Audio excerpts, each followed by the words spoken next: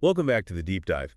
We've got another fascinating source today, Chapter 8 of Sun Tzu's The Art of War. That's right. It's called Variation of Tactics. And it's kind of amazing, isn't it? This was written, what, centuries ago, but the ideas about adapting and being flexible, Hmm. they still feel incredibly well relevant. Oh, absolutely. We're talking 6th century BCE China, the Warring States period, a time of, constant upheaval. So adaptability wasn't just a good idea, it was crucial for survival. Right. And, there's still some debate about Sun Tzu himself, the actual person. The Shiqi history mentions him, but an earlier record, the Sun Tzu, doesn't. Interesting. But regardless of the historical specifics, the impact of the art of war is undeniable. I mean, figures like Chow Chow were writing commentaries on it centuries later. Yeah, the idea is clearly stuck. So that's our mission today, right? Yeah. To unpack Chapter 8, look at this whole variation of tactics thing, and maybe see how it connects to, well, our world. Exactly. Digging into how adapting to changing circumstances is just fundamental. Okay, let's jump in. Chapter 8 seems to start pretty heavily with the environment, the actual ground you're on. It does. Sun Tzu lays out 5 kinds of ground: dispersive, facile, contentious, open, and key. And he gives pretty specific advice for each. Like what? Well, for dispersive ground that's like territory near the enemy's home base, he says basically don't fight there. The troops might just scatter, not really commit. Okay. Their hearts aren't fully in it yet. Sort of. And facile ground, just barely inside enemy territory. Don't stop there, don't halt. You're kind of exposed without a strong foothold. Makes sense. And contentious ground. That sounds important. Very. It's ground that gives a big advantage. And Sun Tzu's advice is key. If the enemy gets there first, don't just attack them head on. So what do you do? You try to lure them away, maybe fake a retreat, attack somewhere else, confuse them. It's about finding another way, not just the direct confrontation. Okay, that's really interesting. How does that translate to, say, modern business? It feels like there's a connection there. Oh, definitely. Think about different market conditions as different terrains. A brand new, chaotic market might be like that dispersive ground. Maybe you focus on just getting established, understanding things, not, all out war from day one. Right, like tech startups focusing on users first, not profit. Exactly. And a super competitive market where everyone's fighting for the same customers. That's your contentious ground. If your big competitor owns that space, maybe a direct assault isn't smart. Oh, you could lure them away. Maybe.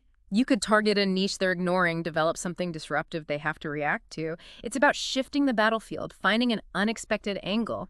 Situational awareness, understanding your specific terrain is just critical. Yeah, like launching that surprise product that makes them scramble, or finding that overlooked customer group. Strategic misdirection. Precisely. Now, another big theme in this chapter seems to be reacting, right? Adapting based on what the other guy does. Yes, very much so. Sun Tzu is adamant. A good commander isn't locked into one plan. He literally says, according as circumstances are favorable, one should modify one's plans. So inflexibility is weakness. A major weakness. Don't get so stuck on your original idea that you miss what's actually happening. Didn't the commentary mention Wellington at Waterloo, saying his plans depended on Napoleon? That's a perfect historical parallel. Wellington understood he couldn't just have a fixed script. He had to see what Bonaparte did and then react.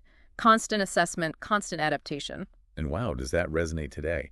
Businesses have to deal with competitors' moves, sudden market shifts, tech disruption. All the time. If your strategy is rigid, you're just, well, vulnerable. You get left behind.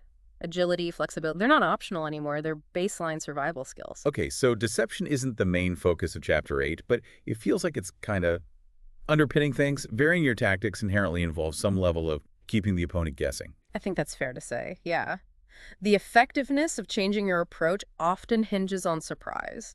And surprise comes from, well, not being predictable, maybe even misleading them a bit. Right, if they know what you're going to do. And then your variations aren't really variations anymore, are they? They're just expected moves. Sun Tzu talks a lot elsewhere about creating false impressions to gain an edge. It makes me think of pivoting in startups. They launch with plan A, but then feedback comes in, the market reacts, and they have to adjust, sometimes radically. That's a great modern analogy. And they don't usually broadcast that pivot until they're ready, right?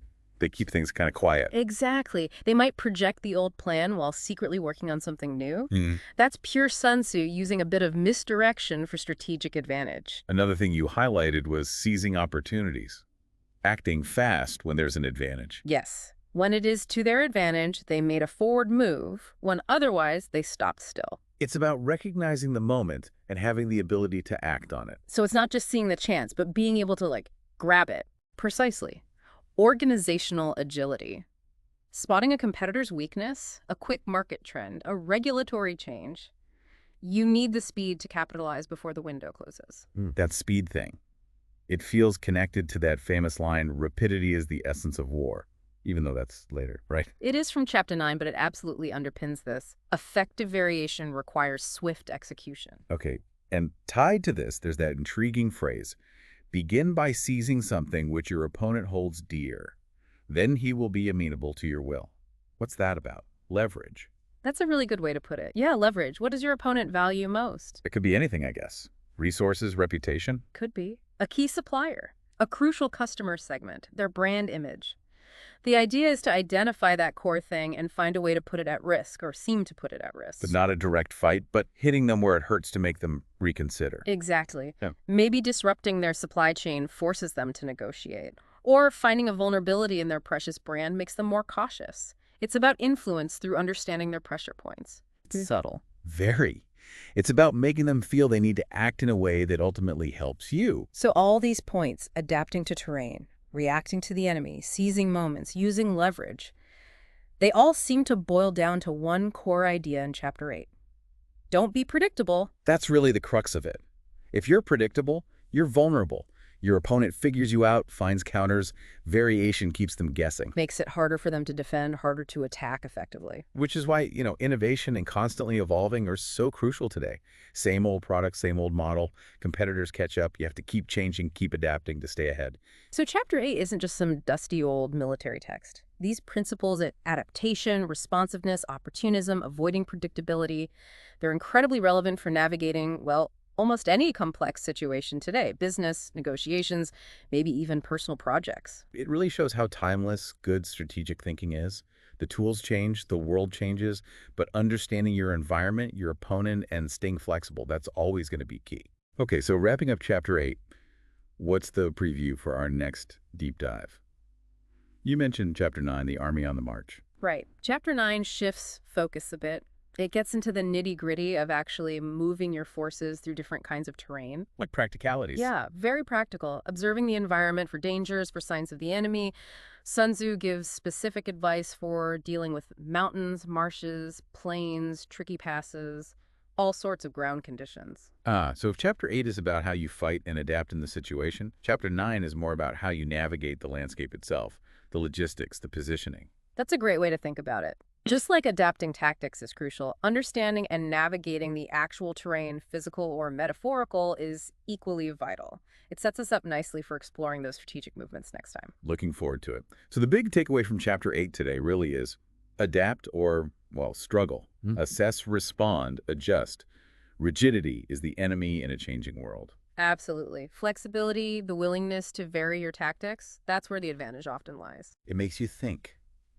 Where in our own lives, maybe our work or projects, could a bit more variation of tactics make a difference? Where might a rigid approach be holding us back? That's the question to ponder, isn't it? Maybe thinking about times when inflexibility didn't work out can offer some lessons. Definitely food for thought. Well, we're excited to continue this journey through the art of war with Chapter 9 next time.